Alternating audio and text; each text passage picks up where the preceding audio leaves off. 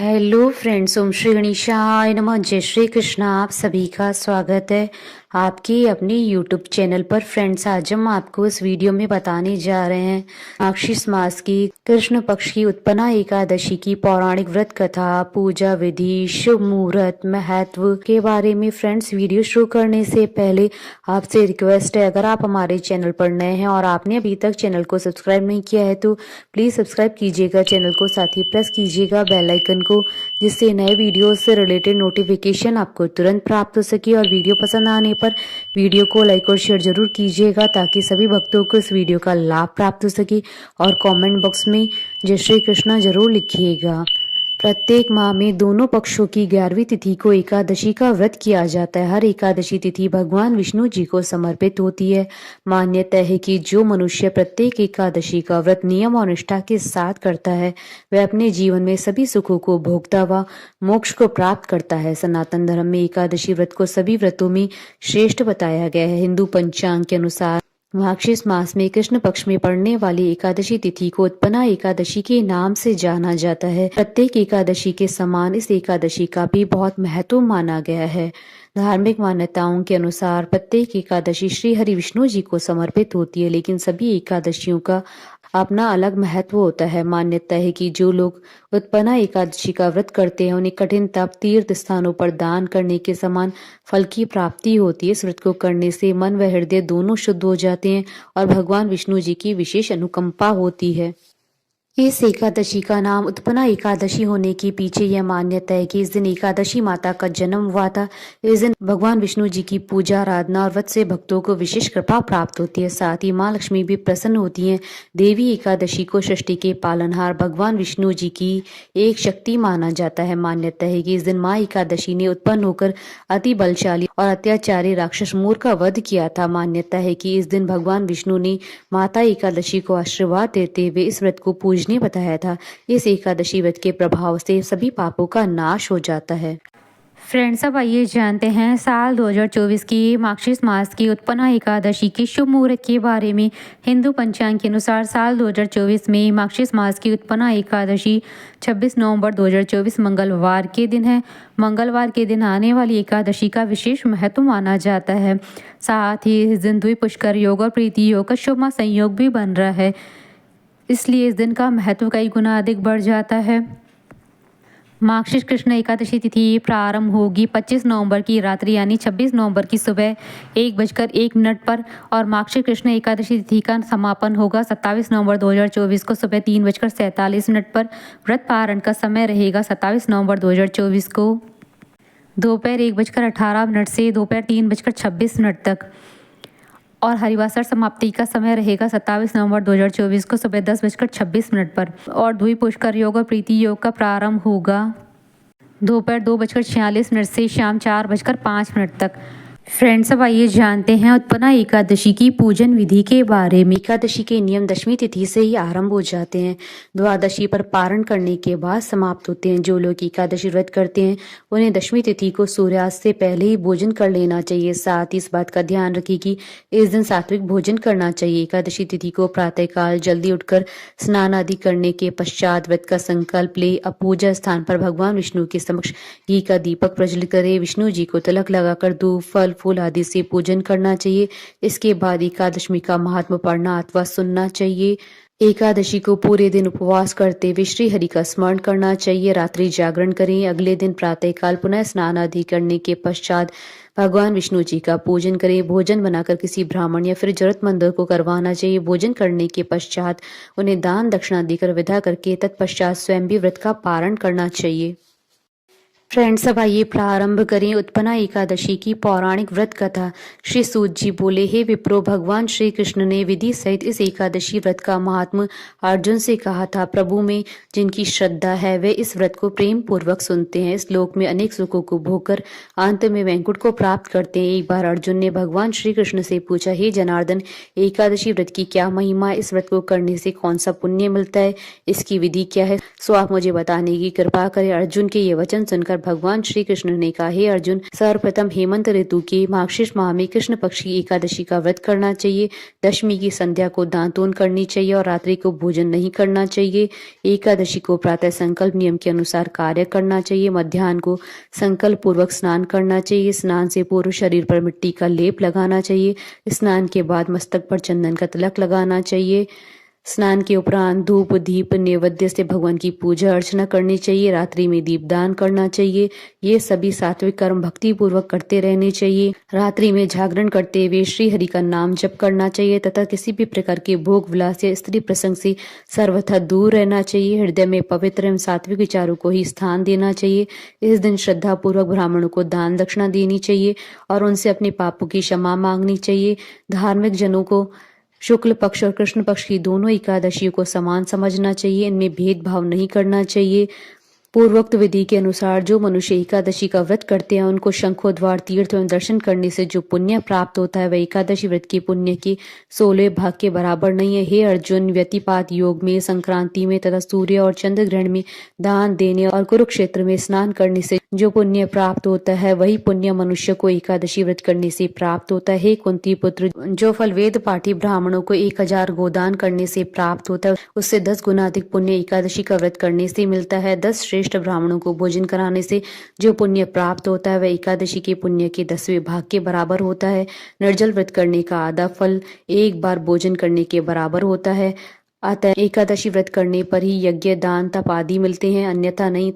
अतः एकादशी का व्रत अवश्य ही करना चाहिए। इस एकादशी व्रत में शंख से जल नहीं पीना चाहिए। मांसाहार तथा अन्य निरामिष आहार एकादशी व्रत में सर्वथा निषेध है। एकादशी व्रत का फल 1000 यज्ञों से भी ज्यादा है।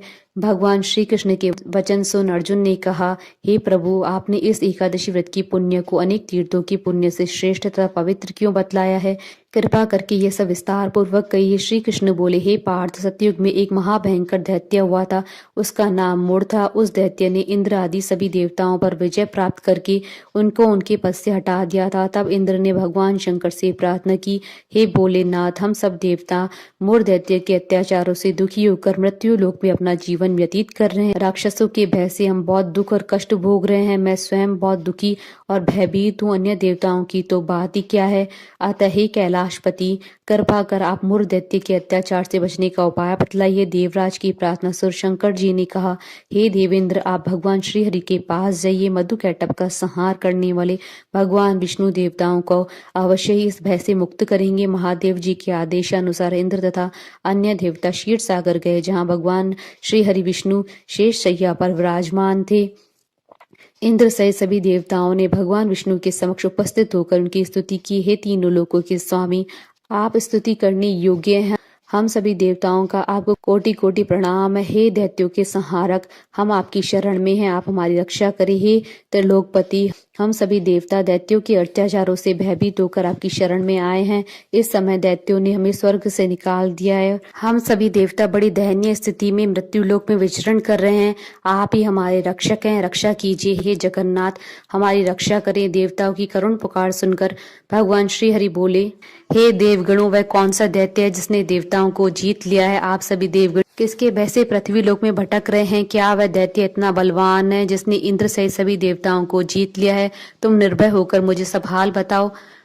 भगवान विष्णु के इन स्नेहमयी वचनों को सुनकर देवेंद्र ने कहा, हे प्रभु, प्राचीन काल में ब्रह्मवंश में उत्पन्न हुआ नाड़ी जंगम नाम का एक असुर था, जिसका मुर नाम का एक पुत्र है, जो चंद्रवती नाम की नगरी में निवास करता है, जिसने अपने बल से मृत्यु लोक और देवलोक को जीत लिया है और सब देवताओं को देवलोक से निकालकर अपने दैत्य कुल के असुरों को इंद्र, अग्नि, यम, वरुण, चंद्रमा आदि लोकपाल बना दिया है। वह स्वयं सूर्य बनकर पृथ्वी को तपाता है और स्वयं मेघ बनकर जल की वर्षा करता है। अतः आप इस बलशाली भयानक असुर का संहार करके देवताओं की रक्षा करें। देवेंद्र के मुख से ऐसे वचन सुनकर भगवान विष्णु बोले, हे देवताओं, मैं आपके शत्रु का शीघ्र ही संहार करूंगा। आप इसी समय मेरे साथ चंद्रावती नगरी चलिए। देवताओं की पुकार सुनकर भगवान विष्णु तुरंत ही उनके साथ चल दिए। उधर दैत्यराज मूढ़ ने अपने तेज से जान लिया था कि श्री विष्णु युद्ध की इच्छा से उनकी राजधानी की तरफ आ रहे हैं। अतः अपने राक्षस योद्धाओं के साथ वह भी युद्ध भूमि में आकर गरजने लगा। देखते ही देखते युद्ध शुरू हो गया। युद्ध शुरू होने पर अनगिनत असुर अनेक अस्त्रों शस्त्रों को धारण कर देवताओं से युद्ध करने लगे। फिर देवता तो पहले से ही डरे हुए थे, वे अधिक देर तक राक्षसों का सामना न कर सके और भाग खड़े हुए। तब भगवान विष्णु स्वयं युद्ध भूमि में आ गए। दैत्य पहले से ही ज्यादा जोश में भरकर भगवान विष्णु जी से युद्ध करने लगे। वे अपने अस्त्र शस्त्रों से उन पर भयंकर प्रहार करने लगे। दैत्यों के आक्रमण वारों को श्री विष्णु अपने चक्र और गदा के प्रहारों से नष्ट करने लगे। युद्ध में अनेक दैत्य सदा के लिए मृत्यु की गोद में समा गए, किंतु दैत्य राजमुर भगवान विष्णु के साथ निश्चल भाव से युद्ध करता रहा। उसका तो जैसे ही अभी बाल भी बांका नहीं हुआ था, वह बिना डरे युद्ध कर रहा था। भगवान विष्णु मुर को मारने के लिए जिन जिन शस्त्रों का प्रयोग करते, वह सब उनके तेज से नष्ट होकर उस पर पुष्पों के समान गिरने लगते। अनेक अस्त्रों शस्त्रों का प्रयोग करने पर भगवान विष्णु उससे जीत न सके।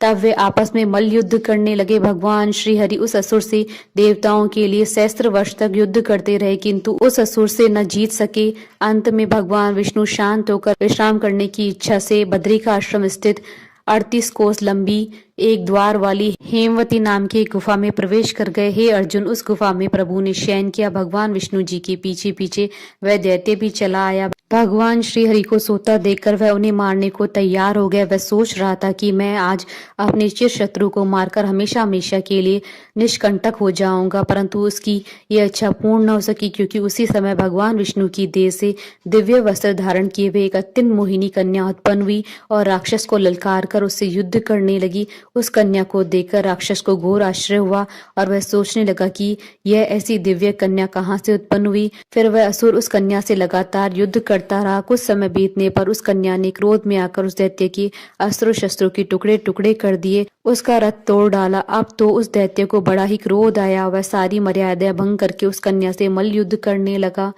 उस तेजस्वी कन्या ने उसको धक्का मारकर मूर्छित कर दिया और उसकी मूर्छा टूटने से पूर्व ही उसका सिर काटकर धड़ से अलग कर दिया। सिर काटते ही वह असुर पृथ्वी पर गिरकर मृत्यु को प्राप्त हुआ। बाकी बचे असुर अपने राजा का ऐसा दुखद अंत देखकर भयभीत होकर पाताल लोक में भाग गए। भगवान विष्णु जब निद्रा से जागे तो उस असुर को मरा देखकर उन्हें घोर आश्चर्य हुआ और वह सोचने लगी कि इस महाबली को किसने मारा। तब वह तेजस्वी कन्या श्री हरि से हाथ जोड़कर बोली, हे जगदीश्वर, यह असुर आपको मारने को उद्यत था, तब मैंने आपके शरीर से उत्पन्न होकर इस असुर का वध किया। कन्या की बात सुनकर भगवान बोले, तुमने इस असुर को मारा है, अतः ही कन्या मैं तुमसे अत्यंत प्रसन्न हूँ। इसे मारकर तुमने तीनों लोकों के देवताओं के कष्टों को हरा, इसलिए तुम अपनी इच्छा अनुसार वरदान मांगो, मैं तुम्हारी प्रत्येक इच्छा को पूर्ण करूंगा। भगवान की बात सुनकर कन्या बोली, हे प्रभु, मुझे यह वरदान दीजिए कि जो भी मनुष्य या देव मेरा व्रत करे उसके सभी पाप नष्ट हो जाएं और अंत में उसे स्वर्गलोक की प्राप्ति हो। मेरा व्रत का आधा फल रात्रि को मिले और आधा फल एक समय भोजन करने वाले को मिले। जो श्रद्धालु भक्ति पूर्वक मेरे व्रत को करे वह निश्चय ही वैकुंठ लोक को प्राप्त करे। जो मनुष्य मेरे व्रत में दिन तथा रात्रि को एक बार भोजन करे वह धन धान्य से भरपूर हो। कृपा करके मुझे ऐसा वरदान दीजिए। भगवान श्री हरि ने कहा, हे कन्या, ऐसा ही होगा। मेरे और तुम्हारे भक्त एक ही होंगे और अंत में संसार में प्रसिद्धि को प्राप्त होकर मेरे लोक को प्राप्त करेंगे। हे कल्याणी, तुम एकादशी को पैदा हुई हो, इसलिए तुम्हारा नाम भी एकादशी हुआ, और क्योंकि तुम मेरे अंश से उत्पन्न हुई हो इसलिए संसार में तुम उत्पन्ना एकादशी के नाम से जानी जाओगी। तथा जो मनुष्य इस दिन व्रत करेंगे उनके समस्त पाप समूल नष्ट हो जाएंगे। तुम मेरे लिए अब तीज, अष्टमी, नवमी, 14 से भी अधिक प्रिय हो। तुम्हारे व्रत का फल सब तीर्थों के फल से भी महान होगा। यह मेरा अकाट्य कथन है। इतना कहकर भगवान श्री हरि उसी समय अंतर्ध्यान हो गए। श्री कृष्ण ने कहा, हे पांडुपुत्र, एकादशी के व्रत का फल सभी व्रतों तथा सभी तीर्थों के फल से महान है। एकादशी व्रत करने वाले मनुष्य की शत्रुओं का मैं जड़ से नाश कर देता हूँ और व्रत करने वालों को मोक्ष प्रदान करता हूँ। उन मनुष्य के जीवन के जो भी कष्ट होते हैं मैं उन्हें दूर कर देता हूँ। अर्थात मुझे अत्यंत प्रिय एकादशी के व्रत को करने वाला प्राणी सभी ओर से निर्भय और सुखी होकर अंत में मोक्ष को प्राप्त करता है। हे कुंती पुत्र, यह मैंने तुम्हें एकादशी की उत्पत्ति के विषय में बतलाया। एकादशी व्रत सभी पापों को नष्ट करने वाला और सिद्धि प्रदान करने वाला है। श्रेष्ठ मनुष्यों को दोनों पक्षों की एकादशियों को समान समझना चाहिए, उनमें भेदभाव करना उचित नहीं है। जो मनुष्य एकादशी का महात्मा का श्रवण व पठन करेंगे उन्हें अश्वमेघ यज्ञ के समान फल प्राप्त होगा। यह मेरे अकाट्य वचन है। कथा सार एकादशी भगवान विष्णु की साक्षात शक्ति हैं। जिस शक्ति ने उस असुर का वध किया जिसे भगवान भी जीत पाने में असमर्थ थे, उस शक्ति के आगे मनुष्य के पाप रूपी असुर भला कैसे टिक सकते हैं। जिस शक्ति ने देवताओं के कष्ट को हरकर उन्हें सुख दिया, वह प्राणी मात्र को क्या नहीं दे सकती हैं। सुख, समृद्धि, शांति और मोक्ष समझ सुख सहज ही प्राप्त हो जाते हैं। बोलिए भगवान विष्णु जी की जय, सनातन धर्म की जय। हमारे साथ इस वीडियो में अंत तक बने रहने के लिए आपका धन्यवाद। ओम श्री गणेशाय नमः। जय श्री कृष्णा।